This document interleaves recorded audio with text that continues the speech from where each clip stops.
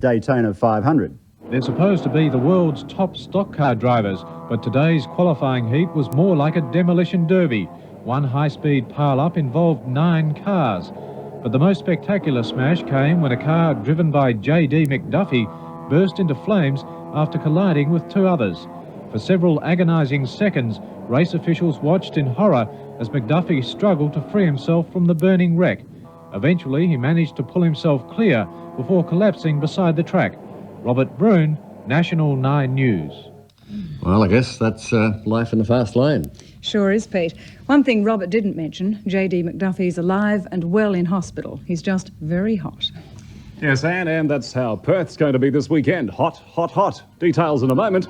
And something special from the woman who sang Having a Heat Wave. Well, as promised, a lovely day for Perth today, although some may have found it just a little bit warm. So if you don't like the heat too much, you won't like the weekend either. Back to today, 17.5 at 10 past 6. The min, the max 35.9. Let's say 36 at 20 to 4 this afternoon. Currently we have 34 degrees, so the temperature is not exactly cooling off, is it? And today's hotspot, Mardi, 44 degrees. Water consumption, well, we've got to watch those figures. 781 the target, 852 the actual water used.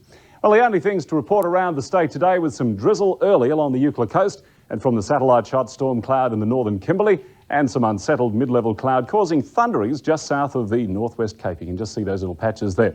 Surface chart time. This very large, slow-moving high-pressure system was responsible for those rather warm east to northeast winds. They're very dry too. Tomorrow we expect this trough, as we've been saying for the last few days, to deepen. And as that happens, we'll receive some very gusty northeasterly winds early tomorrow, probably just before sunrise, but then it will become very hot during the day. Sunday, hotter still, maybe 40s. To the eastern states tomorrow, Canberra expects the chance of a shower. Sydney has showers developing, Brisbane storms, Darwin rain, and national temperatures warm to hot. Tonight's junior weather watcher is Sarah Michael of Bull Creek. Sarah is 6 years old and apparently loves watching all the kids' pictures on the weather. So tonight, your turn. Sarah, thanks for your work. The local waters forecast, east to northeast winds easing by noon, tending southerly in the early to mid-afternoon, seas to 1 metre offshore in the morning, swell about 0.5 of a metre. Melville waters expected to be similar.